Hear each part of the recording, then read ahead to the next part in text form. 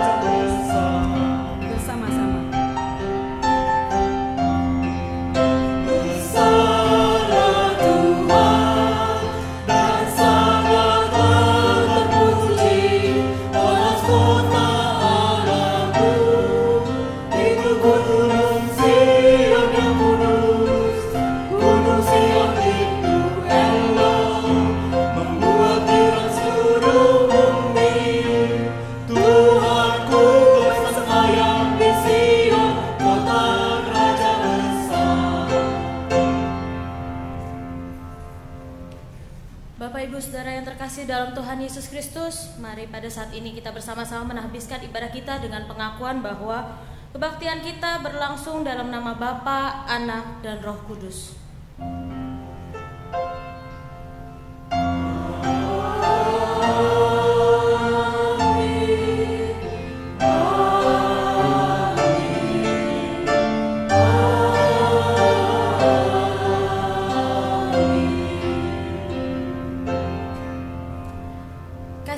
Dan damai sejahtera dari Allah, Bapa kita, dan dari Tuhan Yesus Kristus menyertai kita sekalian.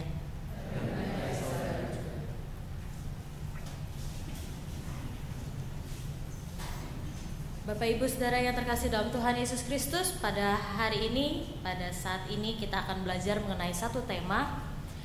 Tema yang kita akan pelajari adalah tentang kemerdekaan rasio, karena bulan ini adalah bulan Agustus, dan di dalam bulan ini kita juga akan merayakan kemerdekaan, sehingga di dalam rangkaian tema-tema bulan Agustus ini kita akan membahas tentang kemerdekaan.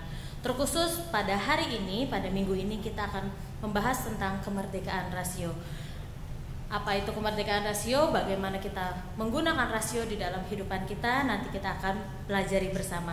Namun sebelumnya kita akan mendasari ibadah ini dengan satu ayat firman Tuhan dari Mazmur 63 ayatnya yang kedua sampai dengan yang kelima.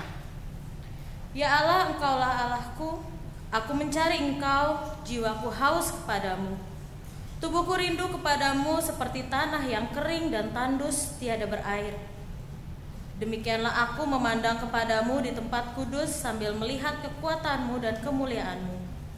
Sebab kasih setiamu lebih baik daripada hidup, bibirku akan memegahkan Engkau. Demikianlah aku mau memuji Engkau seumur hidupku dan menaikkan tanganku demi namamu. Kita pujikan bersama dari NKB 201 ayatnya yang pertama sampai dengan yang kedua, di jalan hidup.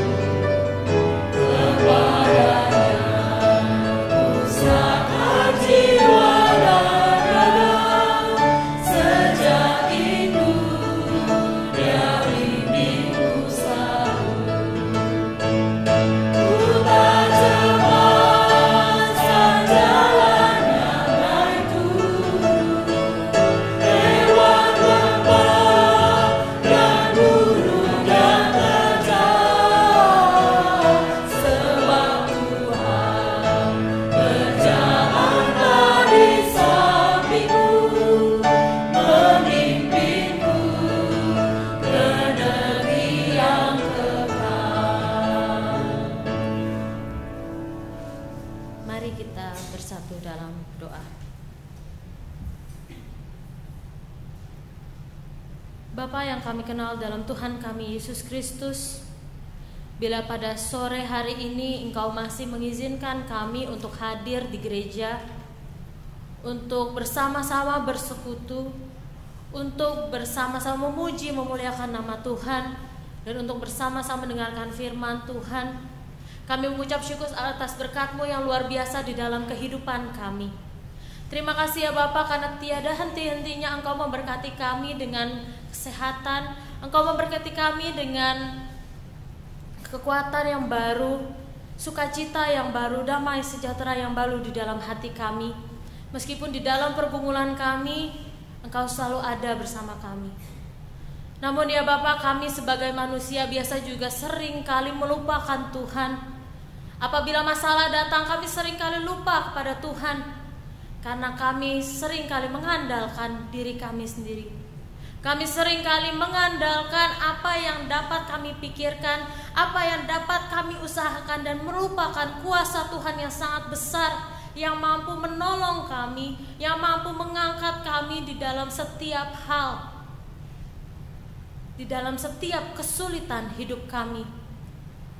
Bukan hanya kami secara pribadi, tetapi juga kami sebagai gereja, sebagai bangsa, sebagai anggota keluarga juga seringkali kami melupakan Tuhan. Kami seringkali lebih percaya kepada apa yang kami lihat. Kami seringkali lebih percaya akan apa yang nyata yang ada di depan kami. Namun kami lupa bahwa di sana ada kuasa Tuhan yang begitu besar. Ampunilah kami ya Tuhan. Mampukanlah kami untuk dapat semakin mengarahkan hati kami, mengarahkan pikiran kami, mengarahkan mata kami hanya kepada Tuhan, sehingga setiap permasalahan, setiap cobaan, setiap kegagalan kami dapat kami pelajari, dapat menjadi titik balik dalam hidup kami. Dan mampukan kami juga ya Tuhan untuk dapat belajar semakin mencintai Tuhan. Kami yakin dan percaya bahwa ketika kami mengakui dosa kami, Engkau adalah setia dan adil, dan Engkau akan mengampuni kami. Terima kasih ya Bapa, hanya di dalam satu nama Tuhan kami Yesus Kristus kami berdoa. Amin.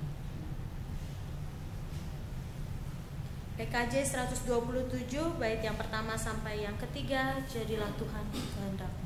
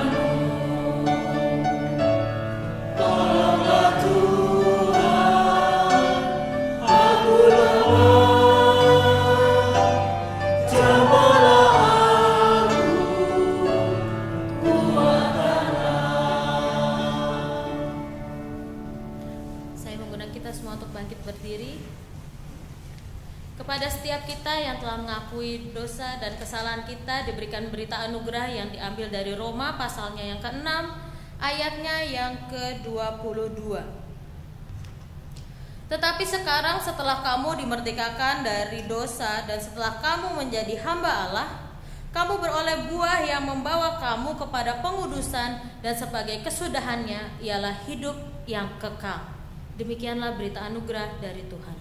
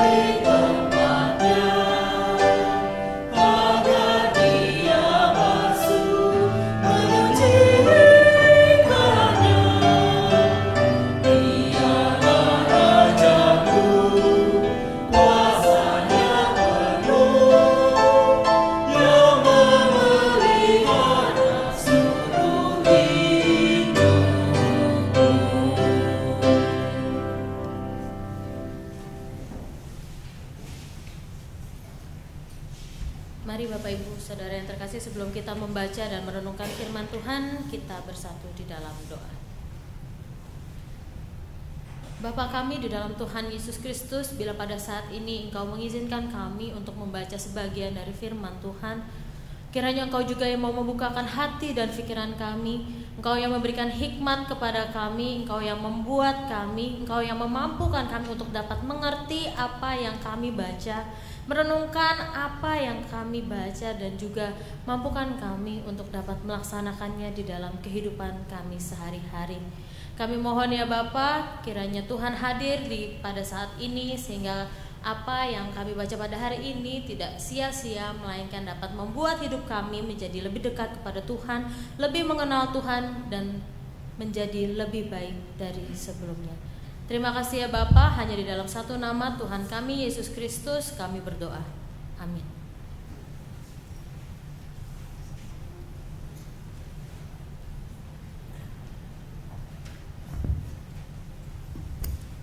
Pembacaan kitab Kejadian 32 ayat 22 sampai 31. Kejadian 32 ayat 22 sampai 31. Pada malam itu Yakub bangun dan ia membawa kedua istrinya, kedua budaknya perempuan dan ke-11 anaknya dan menyeberang di tempat penyeberangan sungai Yabok. Sesudah ia menyeberangkan mereka, ia menyeberangkan juga segala miliknya. Lalu tinggallah Yakub seorang diri. Dan seorang laki-laki bergulat dengan dia sampai fajar menyingsing. Ketika orang itu melihat bahwa ia tidak dapat mengalahkannya, ia memukul sendi pangkal paha Yakub sehingga sendi pangkal paha itu terpelecok ketika ia bergulat dengan orang itu. Lalu kata orang itu, "Biarkan aku pergi karena fajar telah menyingsing." Sahut Yakub, "Aku tidak akan membiarkan kau pergi jika engkau tidak memberkati aku." Bertanyalah orang itu kepadanya, "Siapakah namamu?" Sahutnya, "Yakub." Lalu kata orang itu, "Namamu tidak akan disebutkan lagi Yakub, tetapi Israel, sebab engkau telah bergumul melawan Allah dan manusia dan engkau menang." Bertanyalah Yakub, "Katakanlah juga namamu." Tetapi sahutnya, "Mengapa engkau menanyakan namaku?" Lalu diberkatinya lah Yakub di situ. Yakub menamai tempat itu Peniel, sebab katanya, "Aku telah melihat Allah berhadapan muka, tetapi nyawaku tertolong." Lalu tampaklah kepadanya matahari terbit ketika ia telah melewati Peniel, dan Yakub pincang karena pangkal pahanya. Demikianlah sabda Tuhan. Syukur kepada Allah.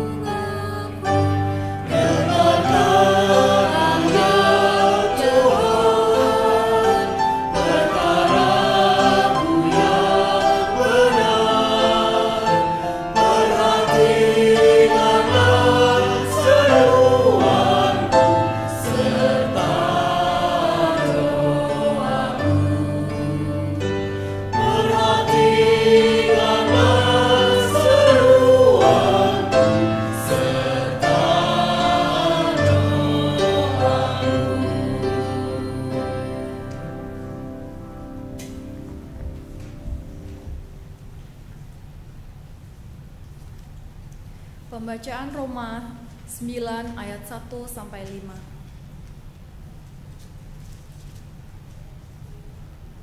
Aku mengatakan kebenaran dalam Kristus, aku tidak berdusta. Suara hatiku turut bersaksi dalam Roh Kudus bahwa aku sangat berduka cita dan selalu bersedih hati. Bahkan aku mau terkutuk dan terpisah dari Kristus demi saudara-saudaraku, kaum sebangsaku secara jasmani. Sebab mereka adalah orang Israel, mereka telah diangkat menjadi anak, dan mereka telah menerima kemuliaan, dan perjanjian-perjanjian dan hukum Taurat, dan ibadah, dan janji-janji. Mereka adalah keturunan bapa-bapa leluhur yang menurunkan Mesias dalam keadaannya sebagai manusia yang ada di atas segala sesuatu. Ia adalah Allah yang harus dipuji sampai selama-lamanya. Amin. Demikian sabda Tuhan. Bacaan Injil kita pada hari ini diambil dari Injil Yesus Kristus menurut Matius, pasalnya yang ke-14, ayatnya yang ke-13 sampai dengan 21.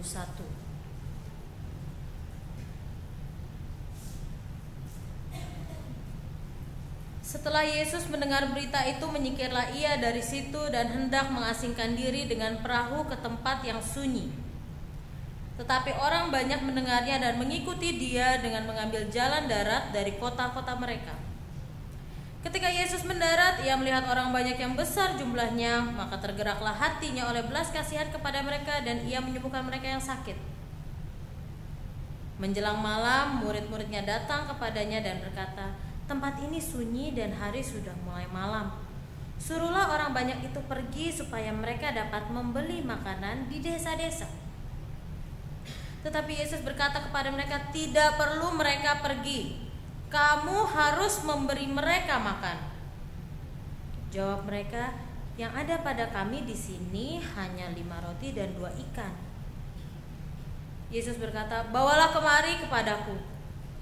Lalu disuruhnya orang banyak itu duduk di rumput, dan setelah diambilnya 5 roti dan 2 ikan itu, Yesus menengadah ke langit, mengucap berkat, lalu memecah-mecahkan roti itu dan memberikannya kepada murid-muridnya, lalu murid-muridnya membagi-bagikannya kepada orang banyak.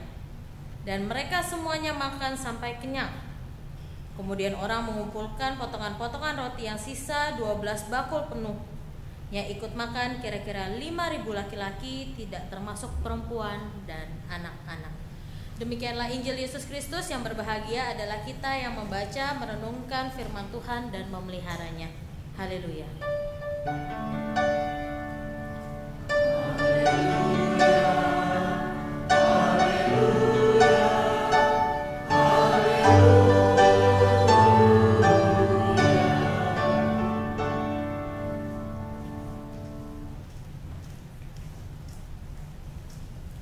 Selamat sore Bapak Ibu. Bagaimana kabarnya setelah liburan? Wah, pasti luar biasa ya, karena udah habis liburan panjang.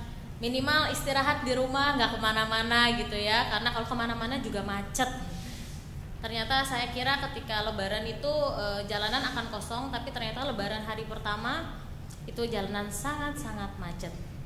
Tapi saya juga cukup, seperti tadi pagi saya juga cukup surprise, saya juga cukup kaget. Wah, ternyata di hari terakhir liburan ini masih banyak juga yang datang.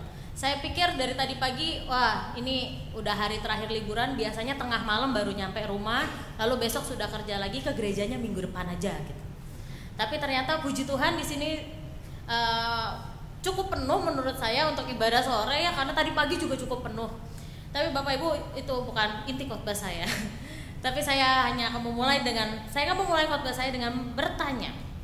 Ini kan abis liburan, jadi otaknya masih refresh gitu ya, masih segar sekali. Saya mau bertanya, kebetulan di sini saya lihat juga ada guru-guru sekolah minggu. Biasanya pertanyaan ini akan muncul di Cerdas Cermat Alkitab. bukan hanya cerdas cermat biasanya cerdas cermat Alkitab itu identik dengan sekolah minggu, tapi kadang-kadang ada juga yang di remaja atau di pemuda, atau kadang-kadang dalam acara-acara tertentu di umum juga bisa ada. Tapi biasanya pertanyaan ini muncul. Pertanyaannya adalah begini Bapak Ibu. Apa bedanya manusia dengan ciptaannya yang lain? Ciptaan Tuhan yang lainnya. Apa yang membedakan manusia dengan ciptaan Tuhan yang lain? Apa Bapak Ibu? Ada yang tahu? Kalau enggak, guru sekolah minggu boleh membantu saya menjawab? Ya? Manusia berakal budi. Memang dasar guru sekolah minggu ya. Jadi dia tahu jawabannya. Ya, Bapak Ibu benar sekali. Apa yang paling membedakan manusia dengan ciptaan yang lain? Bukan hanya karena manusia punya roh, disertai Roh Kudus, punya bisa kesana kemari, tapi yang lebih membedakan ketika kita baca di dalam Kejadian, yang membedakan manusia dengan ciptaan yang lain adalah mereka mempunyai akal budi. Akal budi itu memampukan manusia untuk berpikir.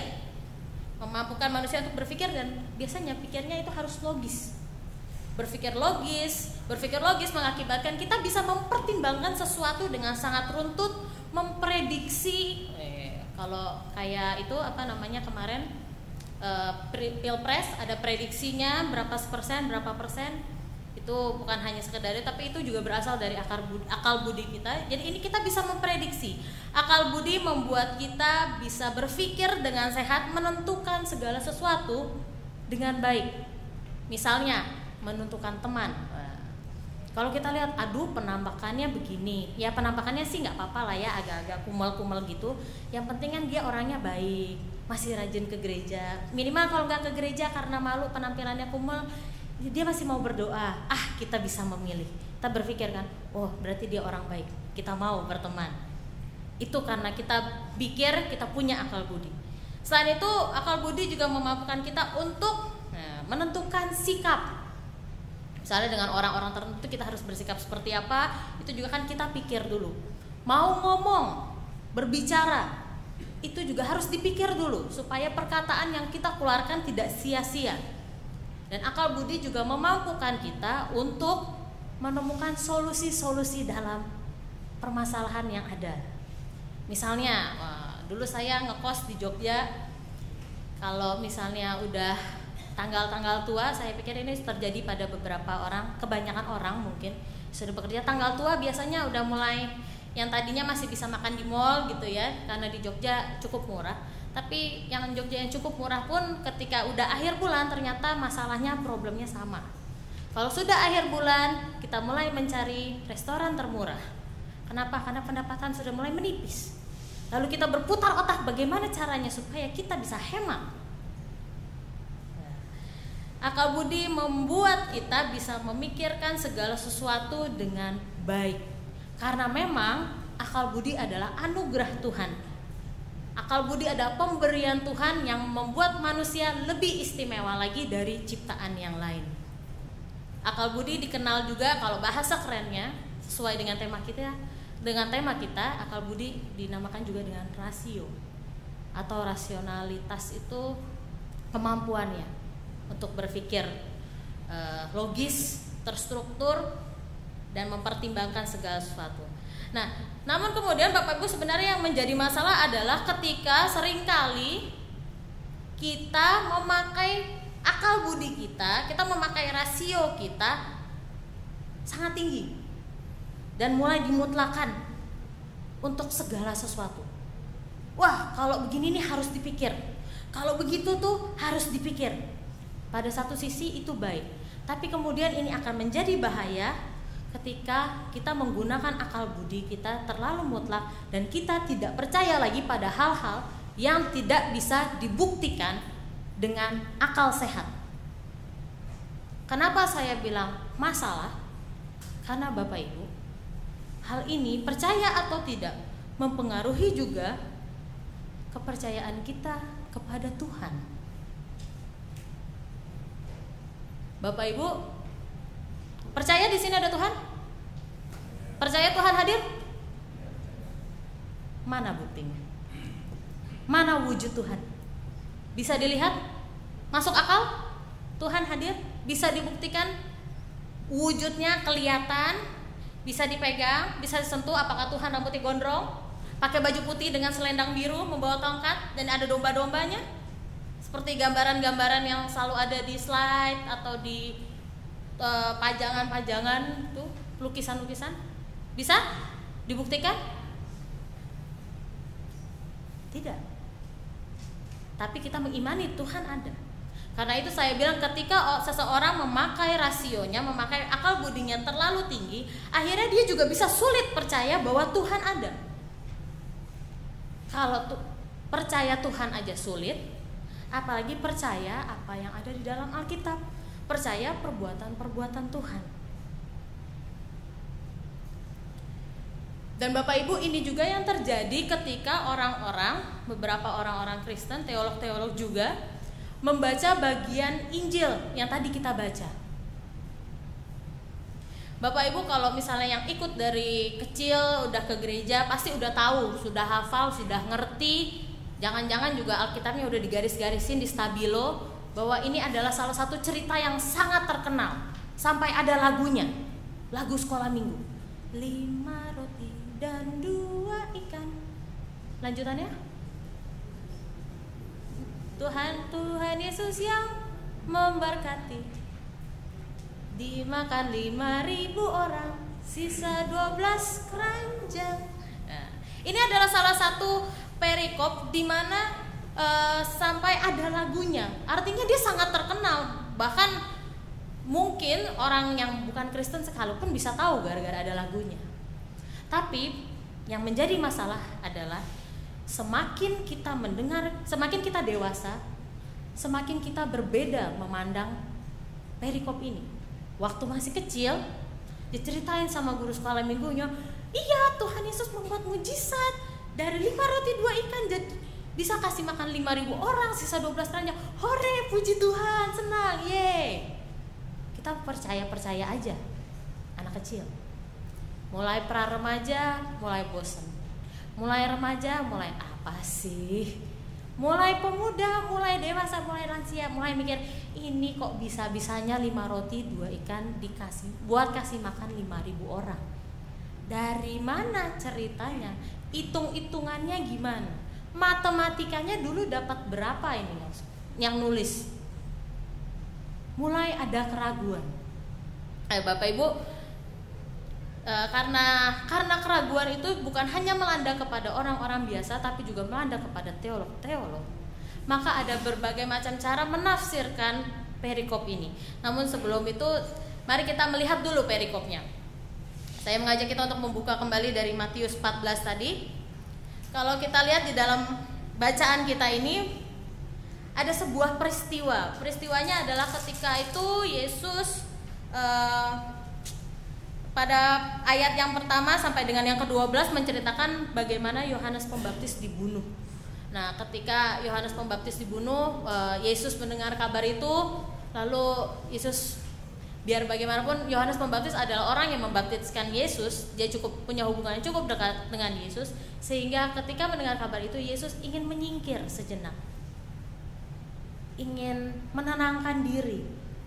Tapi ketika Yesus mau menenangkan diri, ketahuan sama orang banyak, dan orang banyak mengikuti dia. Yesus lewat jalan air tuh, lewat danau, orang banyak ngikutin lewat jalan darat. Nah, ketika Yesus baru mau menyingkir, baru mau menenangkan diri, dia melihat, waduh ada orang banyak. Lalu dia berbelas kasihan dan dia bilang, ya sudah, gak apa-apa, aku layani saja. Tapi masalah sekali lagi tidak muncul pada saat itu. Yang menjadi masalah adalah ketika orang banyak itu sudah disembuhkan Yesus, sudah dijamah Yesus, dan hari sudah hampir malam, tapi mereka tidak pulang-pulang. Mereka masih tetap setia mengikuti Yesus, duduk saja di sana, melihat Yesus, berinteraksi mungkin dengan Yesus, entah ngobrol, entah cuma duduk ngeliatin, dan mereka tidak ada yang ingin untuk pulang. Di dalam bacaan kita melihat bahwa ini menjadi sebuah masalah bagi para murid. Kenapa? Karena kalau kita baca, lalu murid-murid Yesus melihat orang-orang itu nggak mau pulang, murid-murid Yesus datang ke Yesus. Dan mereka berkata, "Guru, suruhlah orang-orang ini pulang karena hari sudah mau malam dan di sini nggak ada makanan. Jadi biarlah mereka dapat membeli makanan di desa-desa sekitar." Bapak Ibu, yang dikatakan oleh para murid merupakan suatu hal yang masuk akal ya. Masuk akal ya. 5.000 orang, banyak gitu ya, orang banyak. Udah malam, gak ada makanan. Suruhlah pulang. Tapi kemudian ketika kita baca di selanjutnya, jawaban Yesus ternyata di luar akal. Karena Yesus bilang, "Oh enggak, kamu yang harus kasih makan." Bapak Ibu, kalau saya jadi murid-muridnya, saya akan berkata, "Tuhan, yang benar aja." Coba Tuhan lihat faktanya. 1, orangnya banyak banget. Yang kedua, udah malam, Tuhan mau beli makanan di mana? Yang ketiga, emang kami siapa? Bapak Ibu, murid-murid Yesus bukanlah pejabat-pejabat, bukanlah orang-orang kaya yang tinggal angkat telepon, pesen delivery gitu ya, kayak kita sekarang, terus lalu datang, kasih makan, tinggal bayar. Enggak. Kalau kita tahu murid Yesus ada nelayan, ada pungut cukai, ada macam-macam yang mengikut Yesus. Dalam arti logikanya mereka tidak kerja, mereka hanya mengikut Tuhan. Lalu mereka dalam keterbatasannya disuruh gurunya kasih makan 5.000 orang. Apa nggak pegang kepala langsung murid-muridnya? Secara logika para murid bilang, "Guru gue kayaknya mulai nih iseng banget, kita disuruh kasih makan, bagaimana ini?" Tapi Yesus tahu bahwa pada saat itu yang dilakukan Yesus adalah mengasah kemampuan para murid. Memang mereka hanya 12, memang mereka terbatas, tapi ini kan orang banyak.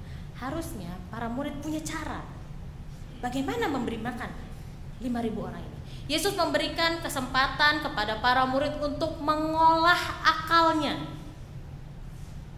Dan untungnya para murid di sini mereka melakukan itu, sehingga mereka bisa berkata, "Tuhan, oke lah, tapi usaha kami ini mentok. Kami cuma punya 5 roti dan 2 ikan." Dalam paralel Injil yang lain, kisah yang sama dalam Injil yang lain dikatakan bahwa ada anak yang memberikan 5 roti dan 2 ikan. Bapak Ibu, kalau misalnya seorang anak bisa datang memberikan 5 roti dan 2 ikan, itu kan apakah anak itu tiba-tiba utuk datang? Saya rasa tidak. Tapi karena ada gusuk-gusuk di antara para murid mulai bertanya, ada yang punya makanan, ada yang punya makanan, bisa dibagi, bisa dibagi. Ada usaha lebih dari para murid, ada kemampuan berpikir yang diolah sedemikian rupa dari para murid, tapi ternyata itu pun tidak mampu memenuhi. Jadi hanya ada 5 roti dan 2 ikan. Nah, tetapi Yesus tahu bahwa kali ini usaha para murid sudah maksimal. Mereka sudah berusaha sekian banyak dan hanya mendapatkan 5 roti dan 2 ikan. Dari mana kita tahu bahwa Yesus tahu usaha itu maksimal? Adalah dari jawaban Yesus. Yesus tidak menjawab, "Ya duka derita kalian cari lagi dong. Kan saya bilang suruh kasih makan." Enggak. Yesus tidak menjawab seperti itu. Yang Yesus katakan adalah, "Bawa ke sini." Ketika Yesus menerima roti itu, dia menghadap ke langit, mengucap berkat, lalu mulai membagi-bagikan roti. Dan akhirnya semua bisa makan, dan masih sisa malah 12 keranjang. Itu adalah yang diyakini sebagai mujizat yang dibuat Yesus. Ada penafsir yang berkata, mungkin aja Yesus kan Tuhan, kenapa dia tidak bisa membuat roti yang cuma 5 dan ikan yang cuma 2 itu mengenyangkan 5.000 orang.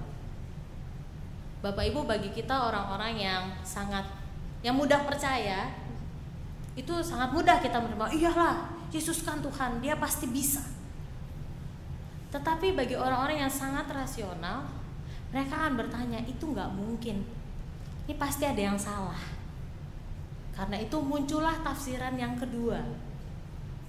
Yang kedua nih, orang-orang yang mengaku dirinya rasional, mereka mulai berusaha menafsirkan dengan cara lain.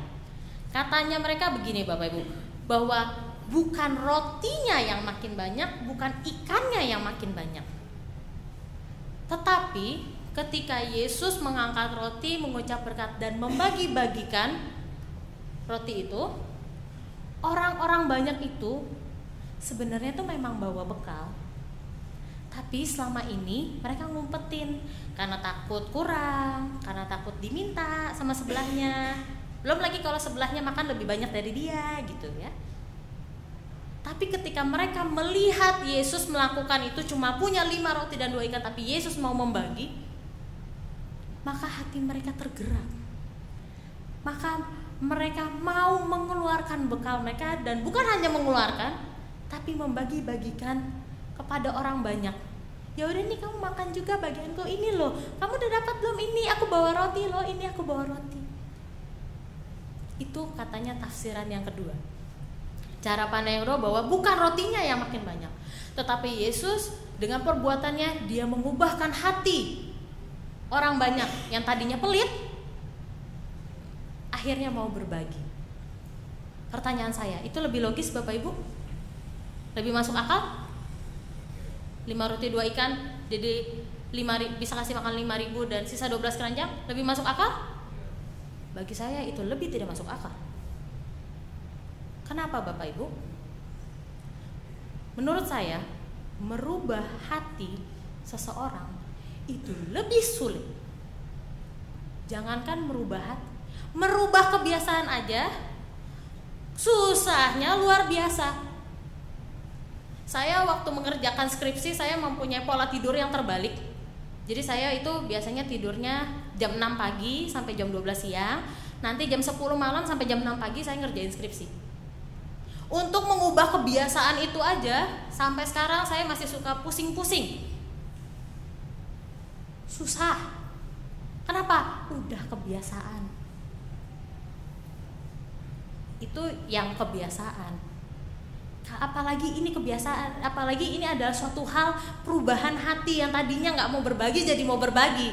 Apakah itu bukan sebuah mujizat yang lebih besar lagi? Itu lebih mustahil. Kita merubah, jangankan merubah orang lain, merubah diri kita sendiri aja kadang-kadang kita sulit. Pinginnya sih begini, biasanya sih aku udah berjanji nih, pokoknya bulan ini aku mau pakai kayak waktu itu saya mengikuti sebuah seminar untuk pemuda yang bawa Parumeser, lalu mulai belajar untuk mengelola uang, dan ternyata itu susah Pak.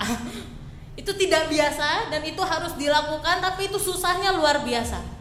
Tapi kalau kita melihat apa yang dilakukan Yesus dengan tafsiran yang kedua, dia hanya mengangkat roti, mengucap berkat, memecah-mecahkan, membagikan. Orang mau keluarin.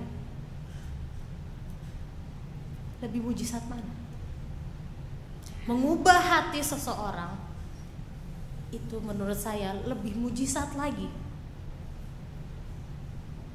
Kenapa? Karena tidak mudah, tidak gampang.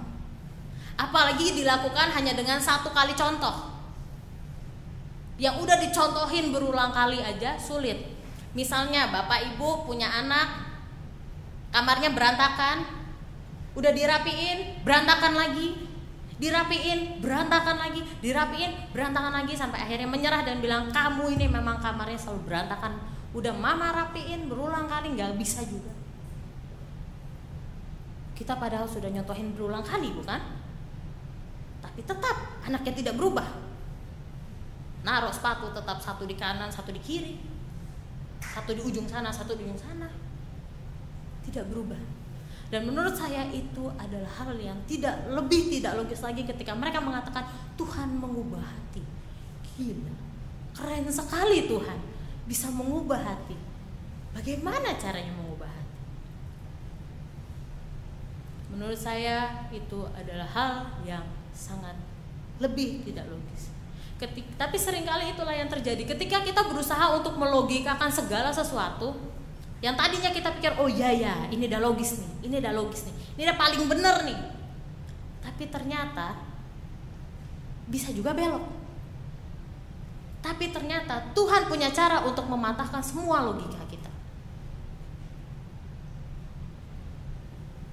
Nah, Bapak Ibu, kisah yang hampir mirip mengenai pematahan logika, mengenai hal-hal yang tidak logis ini juga terjadi pada Yakub. Mari saya mengajak kita semua untuk kembali melihat bagian bacaan kita dari Kejadian 32 ayat 22 sampai 31 tadi. Apa yang terjadi pada Yakub? Ini juga sebuah hal yang tidak logis. Hal yang tidak rasional. Kenapa? Pertama, ketidakrasionalan pertama di dalam kisah ini adalah, Bapak Ibu, selama ini kita percaya bahwa ketika kita menghadap Tuhan, kita itu pasti dalam tanda kutip kalah sama Tuhan. Bukan begitu? Tapi kalau kita perhatikan bacaan kita, di dalam bacaan ini Yakub bergulat dengan Allah dan dia menang.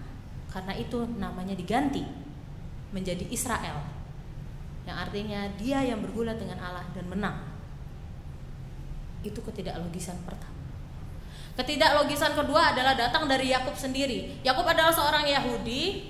Yakub adalah bangsa yang dipilih Allah dari keturunannya. Lalu ada pemahaman yang mengatakan bahwa yang dipercaya oleh Yakub bahwa ketika bertemu dengan Allah itu artinya dia mati. Kalau dia sampai melihat wajah Allah, jangankan melihat wajah Allah, baru melihat sinar-sinar kemuliaan Allah saja dia sudah mati. Tapi ternyata dia tidak mati, malah dia diberkati. Karena itu tempat yang tadinya Sungai Yabok itu diberikan nama Peniel, yang artinya wajah Allah. Kenapa? Karena Yakub berkata, aku telah melihat wajah Allah dan aku tidak mati. Dua kejadian yang tidak logis di dalam bacaan kita di Kejadian ini sebenarnya bukan hanya sekedar tidak logis, tapi memiliki sebuah makna yang dalam. Kalau kita melihat kisah Yakub ini hanya sebagai Yakub bergumul melawan Allah dan menang, sebenarnya bukan Yakub benar-benar menang. Tapi kalau kita lihat di dalam bacaan kita ini bahwa sebenarnya memang Yakub membutuhkan dalam tanda kutip kata menang dari Allah. Supaya apa? Supaya dia bisa berubah. Kalau kita lihat di dalam bacaan kita, ketika Allah bertanya, nama kamu siapa? Siapakah kamu? Yakub menjawab, aku Yakub. Sebenarnya itu logis. Kenapa namanya Yakub? Tapi kalau kita tahu bahwa arti ketika kita menyebut nama Yakub, kisah yang kita ingat adalah ketika dia menipu ayahnya dan mengambil hak kesulungan kakaknya. Jadi sebenarnya ketika Yakub ditanya oleh Allah, kamu siapa? Dengan sangat sadar, dengan pikirannya dia berkata, aku ini penipu. Aku ini penipu. Lalu Tuhan berkata kepada dia, bukan, kamu bukan lagi penipu, tapi kamu adalah yang telah bergulat dengan Allah dan menang. Bapak Ibu, ketika Yakub berkata bahwa dia adalah penipu, sebenarnya hatinya hancur. Karena kalau kita perhatikan cerita sebelumnya adalah bagaimana Yakub sangat ketakutan untuk bertemu Esau, sehingga dia mulai mau dalam tanda kutip menyogok Esau. Mulai kirim dulu, ini hadiah persembahan untuk tuanku Esau, ini untuk tuanku Esau. Kisah ini ketika Allah mengatakan Yakub kamu telah menang, bukan semata-mata bahwa Allah bisa dikalahkan, bukan. Tapi karena Yakub membutuhkan itu. Yakub membutuhkan kemenangan yang datang dari Tuhan. Supaya apa? Supaya hidupnya berubah. Supaya pemikirannya, pola pikirnya berubah. Karena itu dia berganti nama jadi Israel. Dia adalah hamba Allah yang melalui dirinya ada bangsa-bangsa besar, ada bangsa besar, umat kepunyaan Allah. Ketika kita membaca bagian ini sebenarnya adalah titik balik dari pemikiran, dari akal budi, dari rasio, cara berpikir Yakub. Makanya ketika kita baca di dalam pasal yang ke-33, Yakub bertemu dengan Esau, dia sudah menjadi dirinya sendiri. Bukan lagi Yakub yang aku bikin salah makanya aku nyogok dulu deh biar aku nggak kena marah. Enggak. Bukan Yakub yang lari dari masalah, menghindari masalah, tapi Yakub yang menghadapi masalah. Bapak Ibu, dari kedua kisah ini sebenarnya kita belajar bahwa Tuhan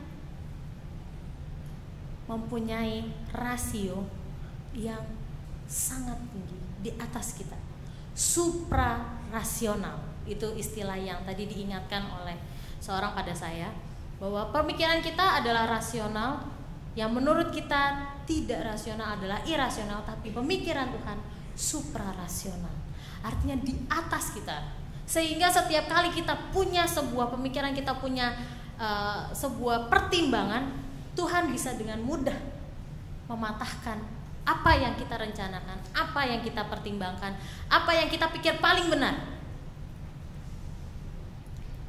Tetapi kemudian pertanyaannya adalah, jika sudah demikian, kalau Allah bisa mematahkan setiap pemikiran kita, lalu buat apa kita mikir? Ataupun nanti pada akhirnya kan tetap pemikiran Allah yang akan terjadi di dalam hidup kita. Untuk apa kita susah-susah mempertimbangkan A, B, C, D, E, F, G, H, I, J, K sampai Z? Kalau toh pun pada akhirnya Tuhan bisa dengan mudah membalikan, gak begitu. Bapak Ibu, mari kita melihat kepada kitab Roma. Di dalam kitab Roma, Paulus menjelaskan kepada kita satu hal. Paulus mengajak kita untuk melihat siapa diri kita selain sebagai manusia yang memiliki rasio. Satu sisi, ya, kita manusia, kita punya rasio, kita berencana. Tetapi di sisi lain kita juga adalah orang percaya, orang beriman, dan di sini dikatakan anak Allah. Di ayat yang keempat dikatakan, sebab mereka telah diangkat menjadi anak dan mereka telah menerima kemuliaan dan perjanjian-perjanjian dan hukum Taurat dan ibadah dan janji-janji. Mereka adalah keturunan bapak-bapak leluhur yang menurunkan Mesias. Bapak Ibu, ini baru bicara, bagian Roma ini berbicara tentang bangsa Israel. Tapi bukankah kita meyakini bahwa kita juga adalah umat pilihan Tuhan? Atau istilah yang lebih kira adalah kita juga adalah Israel masa kini. Ketika kita meyakini bahwa kita adalah Israel masa kini, maka bukan hanya kita sebagai manusia yang berasio memiliki pola pikir, tetapi kita juga satu sisi yang lain, kita adalah anak-anak Allah. Konsekuensi atau akibat yang paling masuk akal dari kita sebagai anak Allah adalah kita punya tugas untuk taat kepada Bapa kita. Karena itu kita tadi dikatakan diberikan aturan-aturan. Untuk apa aturan? Kalau anak muda zaman sekarang biasanya akan menjawab aturan untuk dilanggar. Tapi tidak, Bapak Ibu. Aturan di sini, aturan yang diberikan Allah bukan untuk dilanggar, tapi untuk ditaati. Bagaimana kita bisa menaati aturan Allah? Karena itulah kita punya akal. Karena itulah kita punya cara pikir. Karena itulah Tuhan memampukan kita melalui akal budi kita untuk melaksanakan aturan-aturan Tuhan. Dari mana kita tahu? Kita menerima janji. Di sini juga dikatakan ada janji-janji yang diterima. Janji apa? Janji keselamatan misalnya. Kita yakin kita menerima janji keselamatan? Amin. Tapi bagaimana kita bisa benar-benar menerima janji itu kalau kita tidak berusaha juga untuk mendapatkan janji? Ketika kita menjadi anak-anak Allah di dalam kehidupan ini, kita dimampukan untuk menggunakan rasio kita dimampukan untuk menggunakan akal budi kita di dalam menghadapi setiap pergumulan dalam rangka menerima janji Tuhan. Itu yang pertama. Yang kedua adalah kita juga dimampukan untuk menggunakan akal budi kita untuk berkreasi. Kita dituntut untuk bekerja, kita dituntut untuk melakukan sesuatu dengan optimal. Untuk apa? Untuk kemuliaan Tuhan. Bapak Ibu, saya katakan optimal karena kita di dalam hidup ini tidak mungkin maksimal. Karena yang maksimal hanya Tuhan. Apa bedanya optimal dengan maksimal? Maksimal itu udah mentok, plek, pol, sempurna, paling atas. Udah. Tetapi di dalam hidup kita harus optimal. Dalam arti kita kan enggak, apakah kita sudah sempurna Bapak Ibu? Belum. Tapi kita menuju kepada sempurna. Gimana caranya supaya kita bisa sempurna? Adalah kita bekerja dengan sangat optimal. Artinya kita berusaha lagi paling tinggi sampai pada akhirnya nanti kita disempurnakan, dimaksimalkan oleh Tuhan. Dan ketika kita berusaha untuk optimal, yang kita gunakan apa? Salah satunya ini juga. Tapi ingat, sekali lagi, kita bukan hanya menggunakan ini, tapi kita ada di dalam lingkup anak Allah. Anak Allah. Allah mempunyai ini yang supra, yang beribu-ribu kali lebih besar, lebih panjang, lebih apa istilahnya, lebih tinggi, di luar, di atas kemampuan berpikir kita. Karena itu di dalam hidup kita harus menyadari juga bahwa Allah ada, kita adalah anak-anak Allah, sehingga kita perlu untuk menyerahkan diri, menyerahkan rencana-rencana kita, menyerahkan pergumulan kita kepada Tuhan.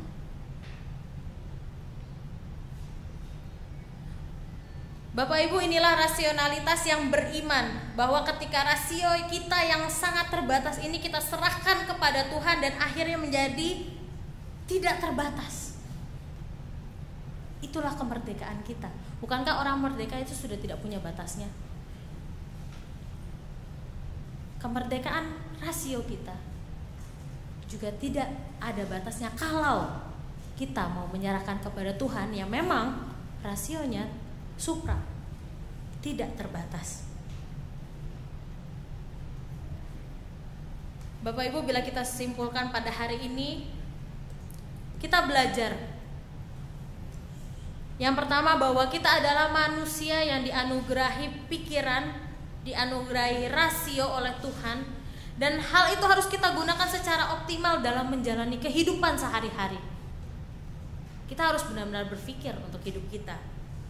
Tetapi ketika kita berpikir, ketika kita menggunakan rasio, itu bukanlah tolak ukur yang mutlak, tapi harus kita imbangi dengan kepercayaan, ketaatan, dan penyerahan penuh kepada Tuhan, sehingga kita dimampukan untuk hidup lebih merdeka. Karena rasio kita yang terbatas, kita serahkan pada Tuhan yang tidak terbatas, dan akhirnya menjadi tidak terbatas, dan kita bisa merdeka.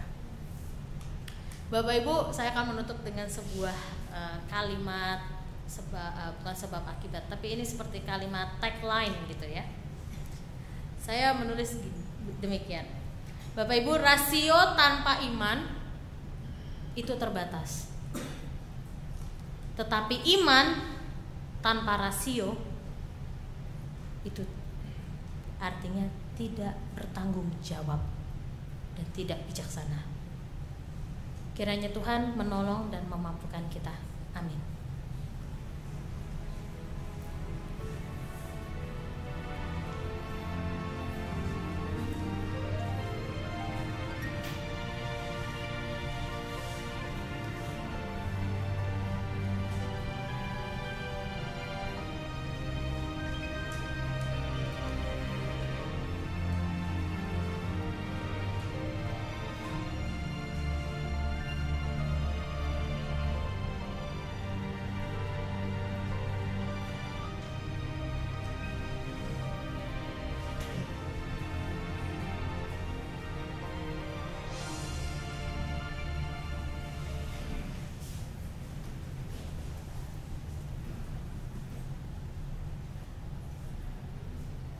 Marilah kita bersama dengan umat Allah di masa lalu, masa kini, dan masa depan mengingat pengakuan pada baptisan kita menurut pengakuan iman rasuli.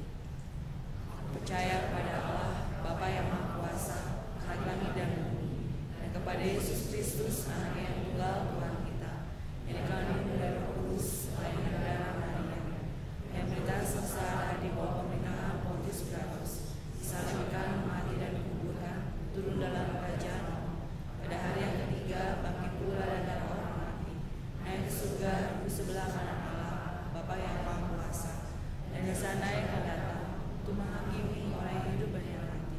Aku percaya pada Roh Kudus, gereja yang kudus dan persekutuan orang kudus, pengampunan dosa, bangkitan orang mati, dan hidup yang kekal. Silakan.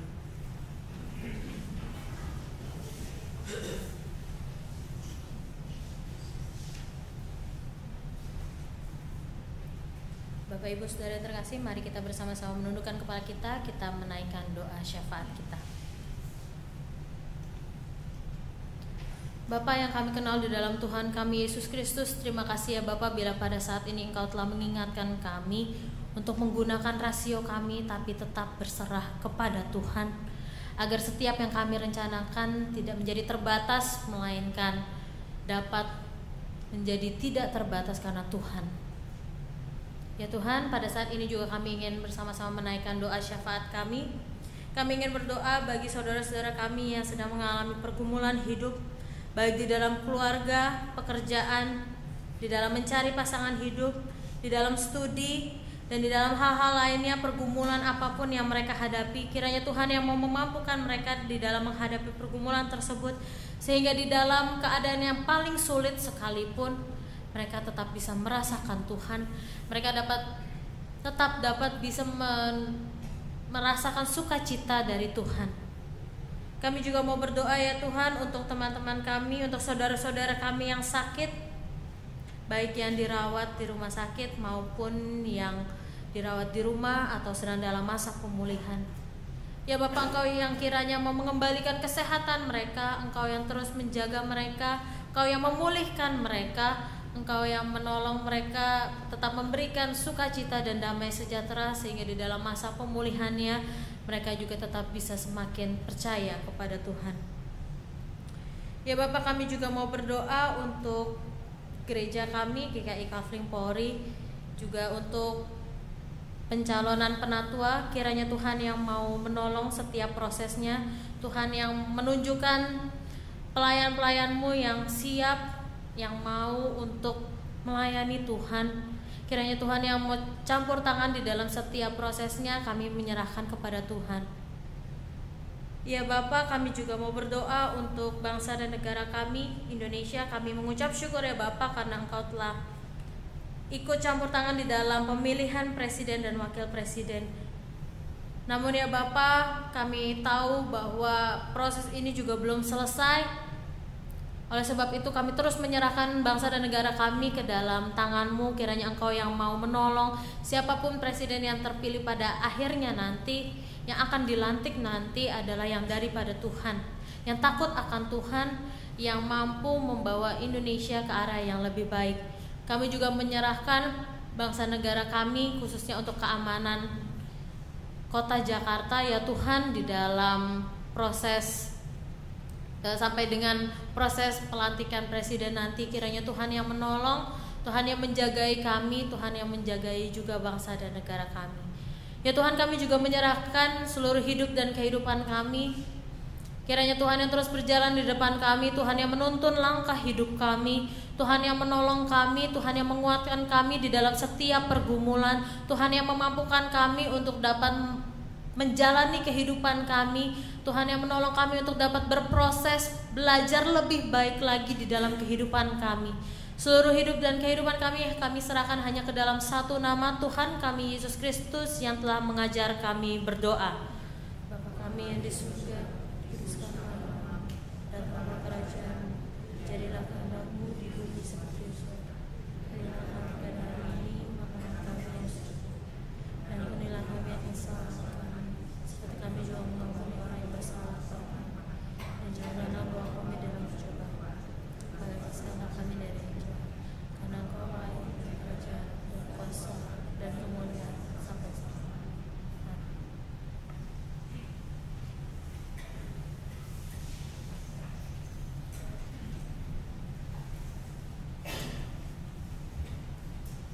Jemaat yang dikasihi Tuhan Yesus, kita akan memberikan persembahan dan saya akan bacakan satu ayat dari 2 Korintus 9 ayat 7.